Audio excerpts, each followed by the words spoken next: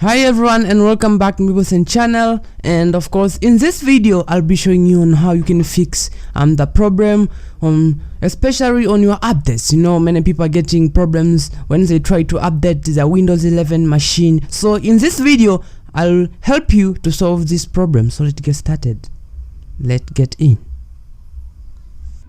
started.